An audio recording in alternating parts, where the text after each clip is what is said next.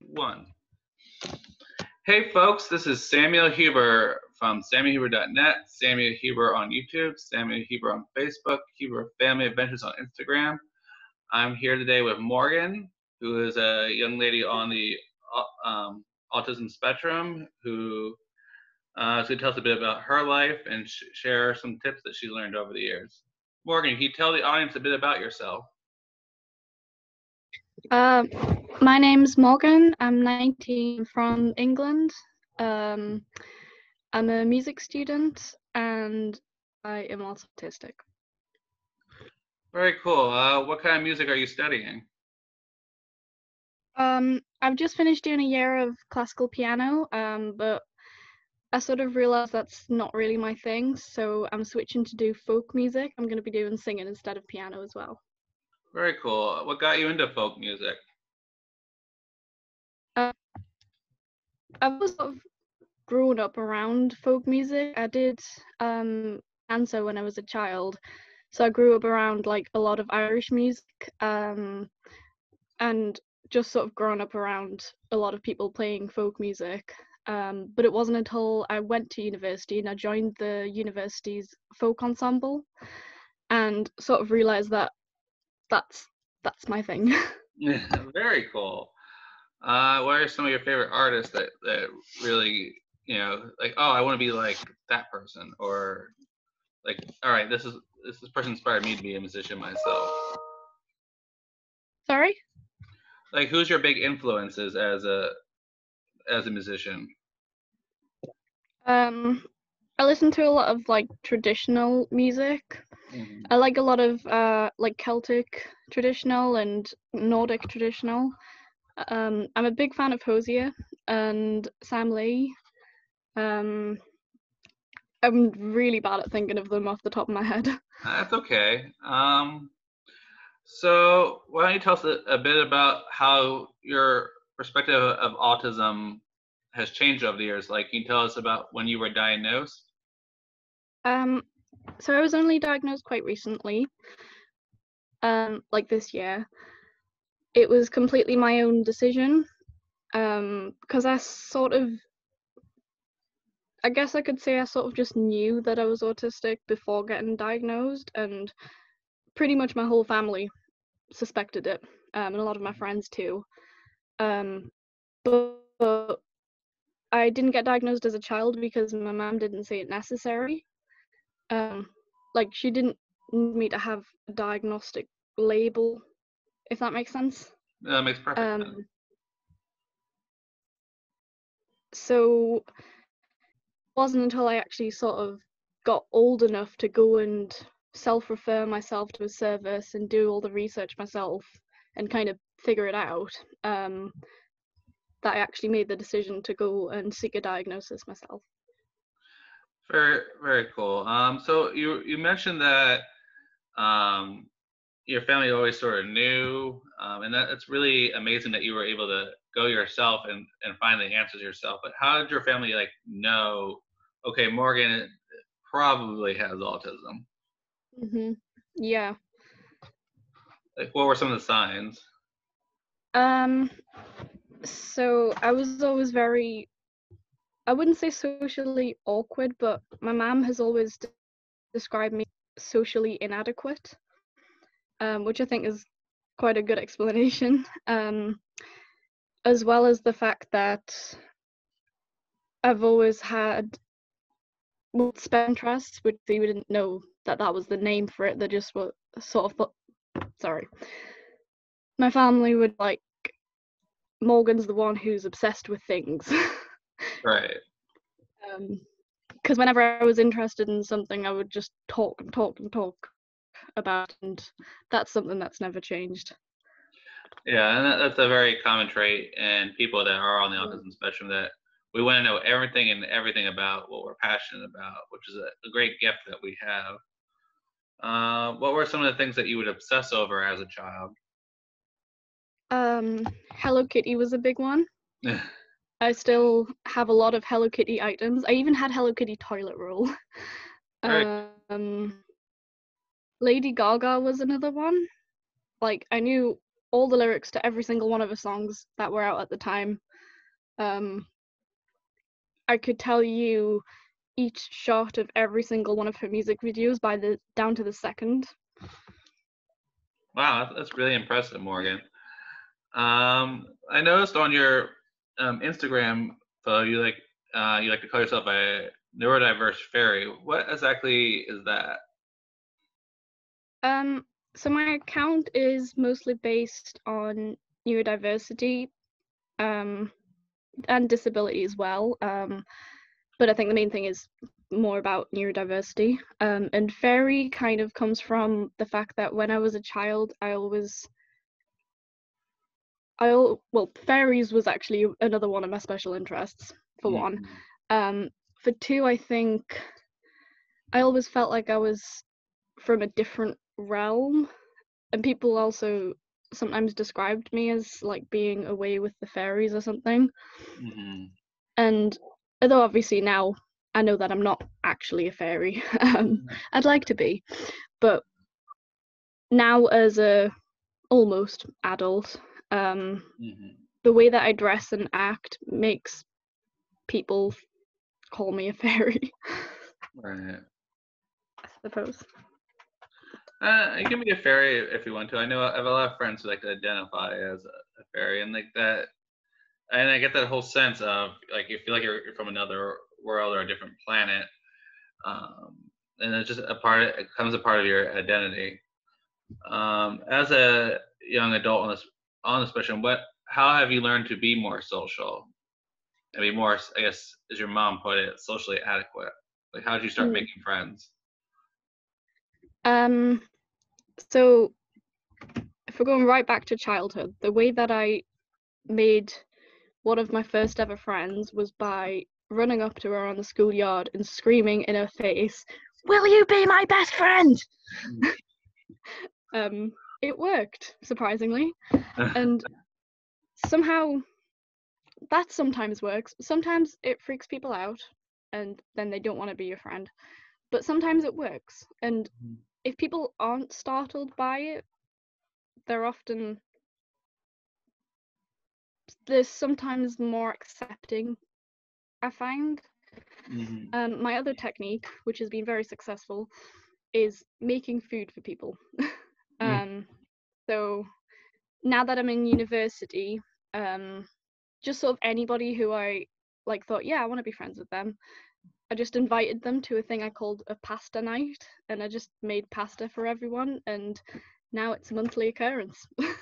Wow, that's a really good tip for all my fellow Aspies out there that are in college. Learn to cook a dish and invite people over. I make a good pasta sauce. I believe you. That's definitely a good shared interest. So jumping ahead to you getting diagnosed with autism, can you tell us a bit about what that process was like? So the service that I went through, I had the opportunity to self-refer. So I sort of skipped the whole step of going to the GP. I was very lucky with the service that I went through, because in the UK you don't have to. We have the NHS, so it's free, luckily, and it was actually a very short waiting list. It was only like 3 months, which is the shortest I've ever heard anybody waiting for a diagnosis. Before going to the appointment, I made like 3,000 word document of why I think I'm autistic, as well as like relevant examples to like show when I've shown those traits. And then in the appointment, I was in one room and my mum was in the other room. My mum more or less talked about my childhood and like sort of her perspective, how she saw me. I didn't actually hear anything that she said because I wasn't in the room with her, but my appointment sort of just went like, I had my document and I gave it to the I don't really know what I'd call the assessor, and we sort of just talked through it and she asked me different questions. and it took about 3 hours. And then at the end, they sent us out for about like 3 or 4 minutes, and then they invited us back into the room and they said, we're diagnosing you with autism. This is what you can do to get support, etc. Very cool. It sounds like a very easy process. How did you react when they told you that? Relieved, mostly,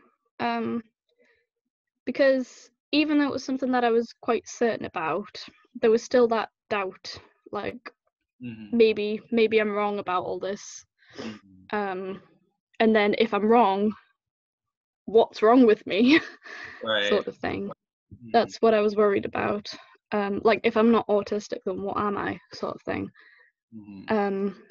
But I am autistic, so we don't have to worry about those things. How does autism affect school for you? Because for many people on the spectrum, learning the traditional way can often be a challenge. Are you like a visual thinker, or are you like an auditory? Do you learn better through listening? As a musician, I assume so, but how do you learn best?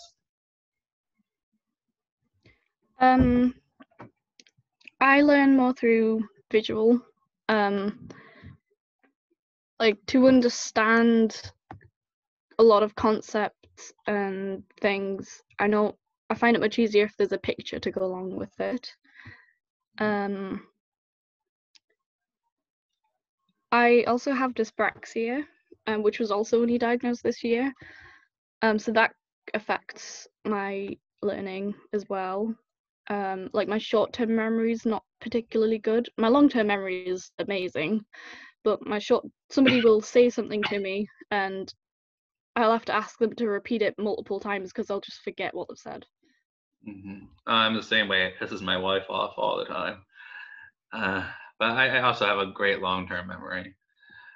But as a musician, a lot of like playing music or writing your own music is by ear. How are you able to learn like chords and notes if your auditory processing isn't that good? So I've mostly learnt music by ear. I haven't really learnt music in the sort of traditional way. Like, I didn't get music lessons from a young age or anything. So I taught myself to read music, which was very, very difficult, but I got there in the end. And I also taught myself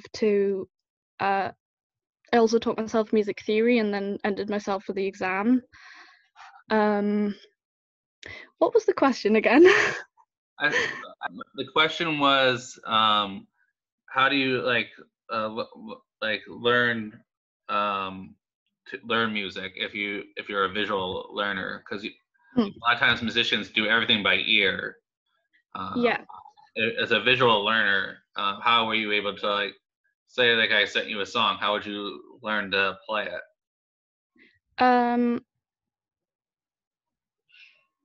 So I play guitar, and the way that I learned to learn chords.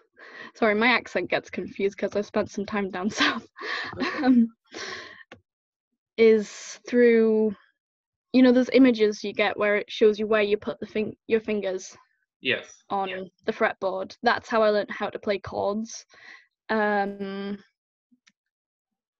And with piano, before I learned to read music, I used to watch those videos with it would show you the notes coming down on the screen and it would line up to the key that you had to press. That's how I learned. And that was sort of very much visual. But also, actually, very important point, I have synesthesia. So when every single noise that I hear, I also see. So when I'm hearing music, I don't just hear it, I actually see it. And that helps a lot in memorizing music. So instead of remembering how something sounds, I actually remember how something looks, if that makes sense. It makes perfect sense as an autistic musician myself. That's exactly how I learn notes, is I visualize the sound rather than just the sound itself. So that makes perfect sense to me.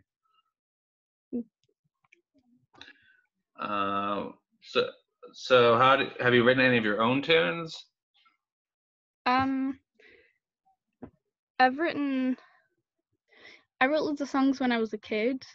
I haven't really written many of my own songs recently because I was more focused on piano. But recently I have been working with one of my friends who's a songwriter, and we've written a couple of songs together. How do you write a song? Do you visualize the note progression in the song as you're going along?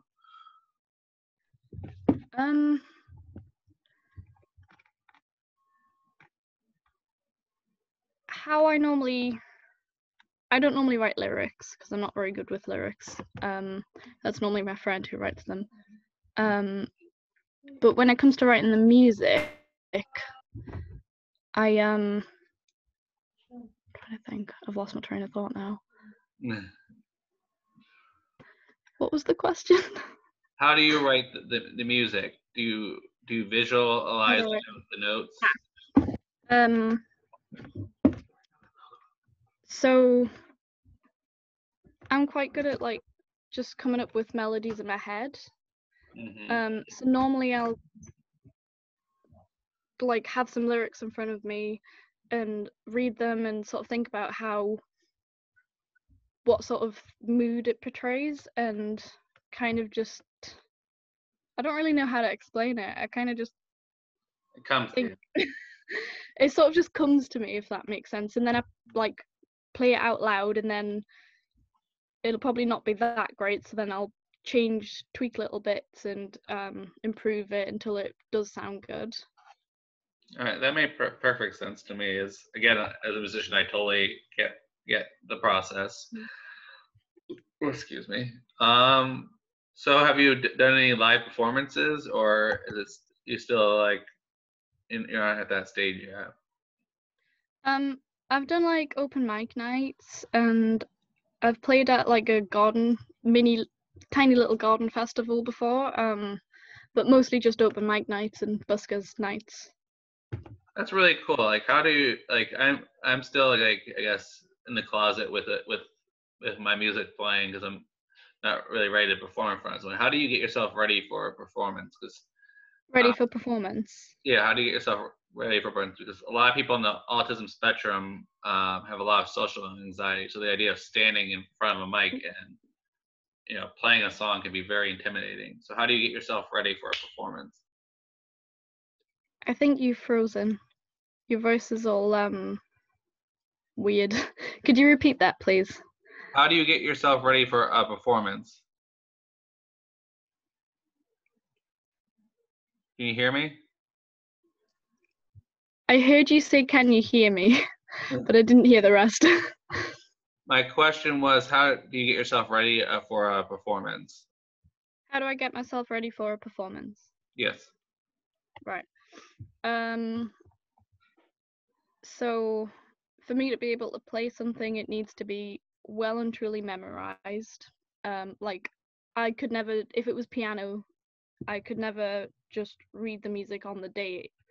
It would have to be like well and truly memorized, and it would have to be at a standard that I could play it without looking at the sheet music. And the same applies